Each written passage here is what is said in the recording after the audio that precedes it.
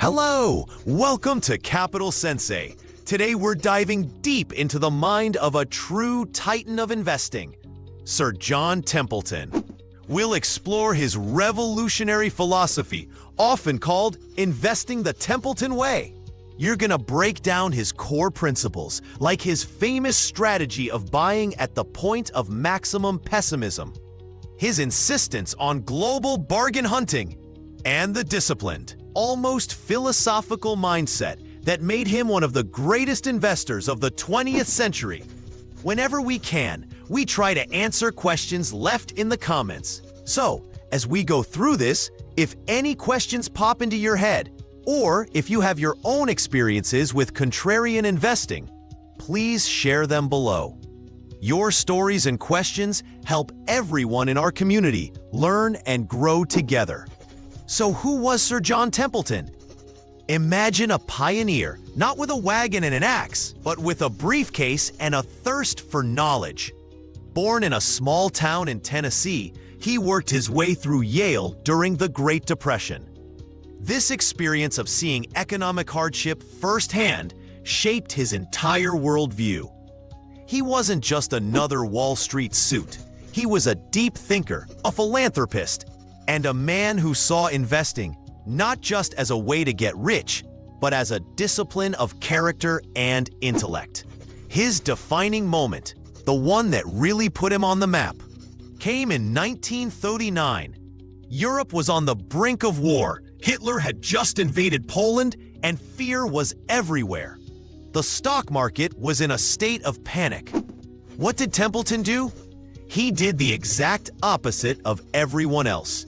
He borrowed money and bought $100 worth of every single stock on the New York Stock Exchange that was trading for less than $1 per share. Some of these companies were bankrupt, others were on the verge. People thought he was absolutely insane, but his logic was simple and profound. He reasoned that even in a total war, most industries would be essential to the war effort. While some of these companies would fail, many would survive and thrive. He was betting on recovery when everyone else was betting on collapse. A few years later, as the American economy roared back to life, his portfolio had multiplied many times over. This single act captures the essence of his entire philosophy. This brings us to his central, most famous idea: invest at the point of maximum pessimism. What does that even mean? It's the moment when things look the bleakest, when the news headlines are screaming disaster, when your friends and family are telling you to sell everything and hide your money under the mattress. That moment, Templeton argued, is when the greatest bargains are found. Think of it like this. Imagine your favorite restaurant is suddenly empty every night. You read a few bad online reviews, and now everyone assumes the place has gone downhill. The owner is desperate. He's offering huge discounts just to get people in the door. The crowd, the herd, stays away. But you, the contrarian, decide to do your own research. You walk in, see the kitchen is still spotless, talk to the chef who is still passionate, and realize the food is as good as ever. You get to enjoy a fantastic meal for a fraction of the price. That is the point of maximum pessimism. You're buying quality when it's on sale because of fear and rumor, not because of a fundamental problem. A stock market works the same way. When a country's economy is in a recession or a specific industry is facing a scandal, the prices of perfectly good companies get dragged down with the bad ones. The market overreacts. It sells first and asks questions later. Templeton's genius was in asking the questions while everyone else was selling. He looked for the signal in the noise, the value hidden beneath the panic. This leads directly into his first major principle: always invest for real returns. This sounds a bit technical, but it's incredibly simple and important. A real return is the profit you make after you subtract the effects of inflation and taxes. It's not about how many dollars you have. It's about what those dollars can actually buy. Let's say you invest $100 and a year later you have $105. Your nominal return is 5%. Not bad, right? But what if inflation during that year was also 5%? That loaf of bread that cost $1 now costs $1.05. Your purchasing power, the real value of your money, hasn't increased at all. You've basically run in place. Templeton was obsessed with this. He knew that inflation is a silent thief that erodes your wealth over time. His goal wasn't just to make more money. It was to increase his ability to purchase goods and services in the future. His second principle was to be flexible and keep an open mind. He famously said, "The four most dangerous words in investing are, 'This time it's different.'" He believed that human nature doesn't change, and therefore the cycles of the market, the greed and the fear, the booms and the busts will repeat forever. Sticking rigidly to one type of investment or one strategy is a recipe for disaster. Think of an investor who in 1999 said, "I only invest in internet stocks." They looked like a genius for a while. And then the dot-com bubble burst and they were wiped out. Or an investor today who says, "I will never invest outside of my home country." They are ignoring 95% of the world's opportunities. Templeton was the opposite. He was a global opportunist. He didn't care if a company was in Japan, Brazil, or Germany. If it was a bargain, he was interested. This flexibility allowed him to pivot and find value where no one else was even looking. This global perspective was truly revolutionary. In the mid-20th century, most American investors were incredibly home-biased. They only bought American stocks. Templeton was one of the first to build a truly global investment fund. He understood that the world is a very big place. Just because the US market was expensive didn't mean there weren't incredible bargains to be found in post-war Japan or a recovering Europe. He saw the world as a giant marketplace. Why would you only shop at the corner store when there's a massive global supercenter offering better products at lower prices? This global approach is his third key principle: search worldwide. By diversifying across different countries and economies, he not only found more bargains, but he also dramatically reduced his risk.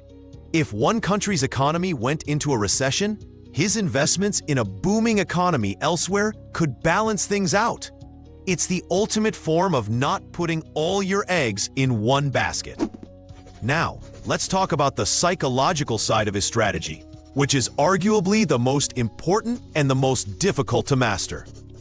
His fourth principle is never follow the crowd. This is the heart of being a contrarian. The logic is simple. If you buy the same stocks as everyone else, you will get the same results as everyone else. To achieve superior results, you must do something different from the crowd. The problem is that our brains are hardwired to do the opposite. We are social creatures. We feel safe in a herd. When everyone is rushing to buy a hot new stock, we experience a powerful fear of missing out, or FOMO. Conversely, when everyone is panicking and selling, it takes immense emotional fortitude to stand firm, or even harder, to start buying. Templeton understood this psychological trap better than anyone. He said, "The time of maximum pessimism is the best time to buy, and the time of maximum optimism is the best time to sell." When your taxi driver and your barber start giving you stock tips, that's a sign of maximum optimism. It's a signal that all the good news is already priced in, and the asset is likely overvalued. It's probably time to think about selling, not buying. This is why his fifth principle is to avoid what is popular. Popularity is expensive. When a stock is the darling of Wall Street and featured on the cover of every finance magazine, its price reflects that enthusiasm. You're paying a premium for a good story. Templeton wasn't interested in good stories. He was interested in good businesses at a great price. He actively hunted for neglected, boring, or even disliked companies that were fundamentally sound but temporarily out of favor. Imagine two identical houses side by side. One was just featured on a hit home renovation show. It becomes famous, and a bidding war drives the price to an astronomical level. The other house, which is just as good, gets ignored. Templeton would ignore the famous house and focus all his attention on making a lowball offer on the forgotten one. He knew that popularity fades, but true value endures. Of course, going against the crowd means you will sometimes be wrong. And this leads to his sixth principle: learn from your mistakes. Templeton was not infallible. He made investment errors just like everyone else. The difference was his attitude towards them. He didn't get emotional or defensive. He treated every mistake as a tuition payment to the school of the market. He would meticulously analyze what went wrong. Did I misjudge the company's management? Did I fail to see a new competitor? Was my analysis of the balance sheet flawed? He believed the only way to avoid repeating a mistake was to understand it completely. He advocated for keeping an investment diary, not just to track your winners, but more importantly, to dissect your losers. This process of constant self-improvement and intellectual honesty is critical for long-term success.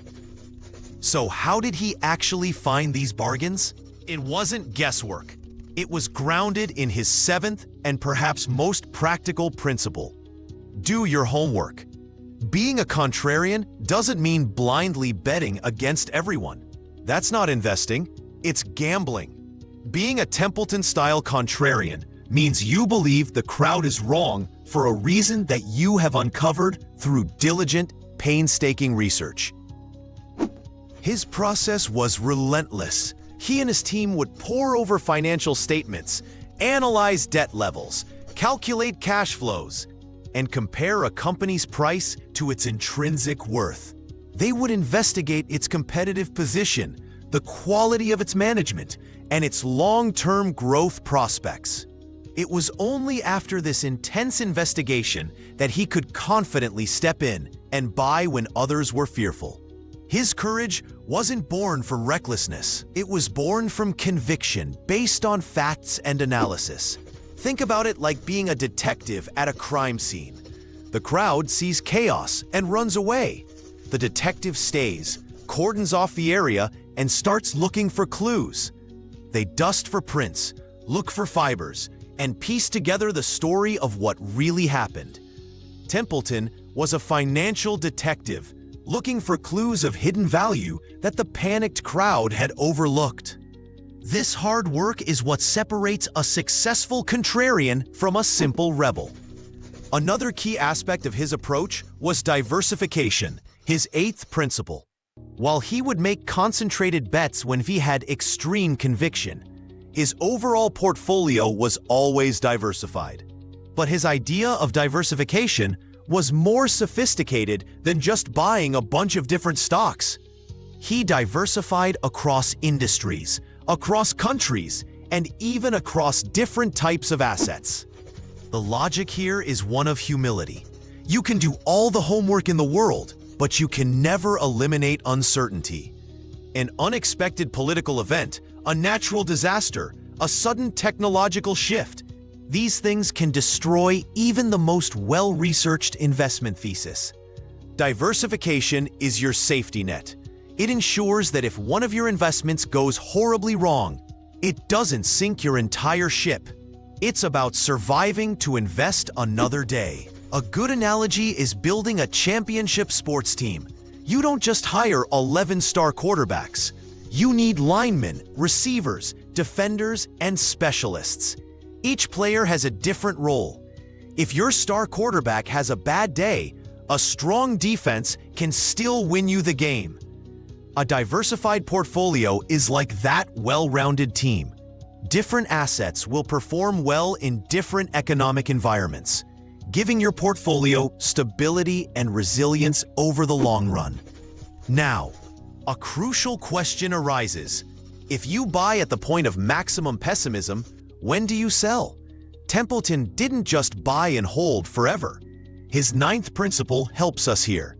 Actively monitor your investments. The goal was to sell a security for much more than you paid for it. This typically happened for one of two reasons. The first reason to sell is that your initial thesis has played out. You bought that hated undervalued stock. The company turned around. The crowd discovered its quality, and the price soared. It is no longer a bargain.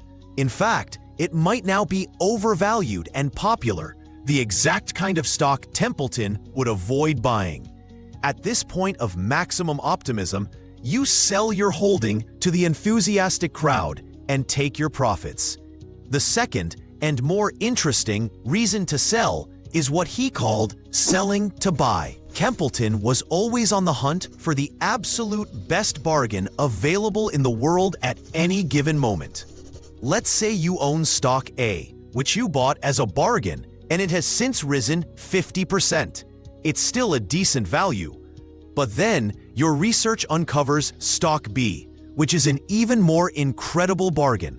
Say, it's trading for 30% of its true worth. Templeton would sell the good bargain, stock A, to buy the truly outstanding bargain, stock B. He was constantly upgrading his portfolio, replacing good ideas with his best ideas. This requires immense discipline. It's easy to fall in love with a stock that has made you money, but Templeton was completely unsentimental. He viewed stocks not as cherished possessions, but as merchandise in his global store. His job was to constantly find the highest quality goods at the lowest possible prices, and that meant being willing to sell anything if a better opportunity came along. Let's circle back to the core idea of being a bargain hunter. What did bargain really mean to Templeton? This is his 10th principle: hunt for value. He wasn't just looking for stocks with a low price. He was looking for stocks that were cheap relative to their long-term earnings power. He looked for a margin of safety, a concept he shared with another great investor, Benjamin Graham. A margin of safety is the difference between a company's market price and your estimate of its intrinsic value. Imagine you're an engineer building a bridge. If the bridge needs to hold 10 tons, you don't build it to hold exactly 10 tons. You build it to hold 20 or 30 tons. That extra capacity is your margin of safety against unforeseen stresses. Templeton applied the same logic to stocks. He wanted to buy a company for so much less than it was worth that it provided a buffer against bad luck or errors in judgment. He would look for companies trading at low multiples of their earnings, their cash flow, or their book value. But he didn't stop there. He dug deeper to understand why they were cheap. Was the company in a cyclical downturn that would eventually recover? Was it in an industry that was temporarily out of favor? Or was it a truly broken business?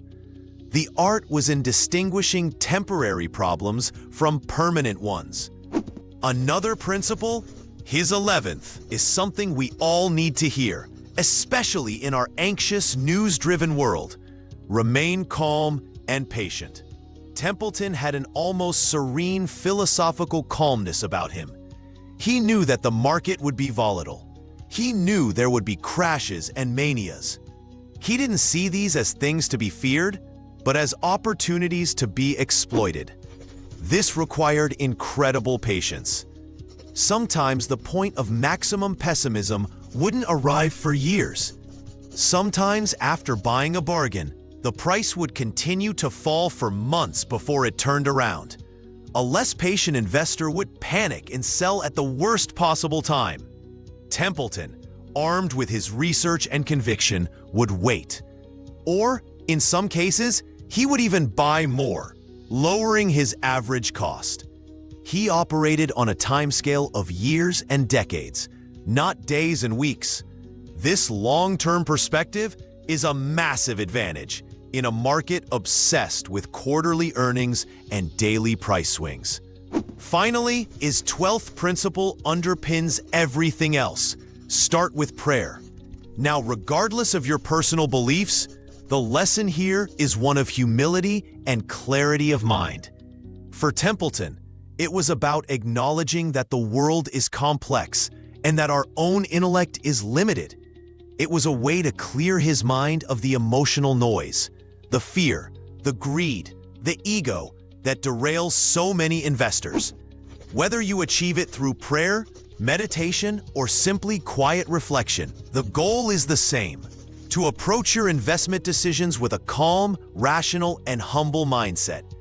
It's about detaching your ego from the outcome and focusing purely on the process of sound analysis and disciplined execution.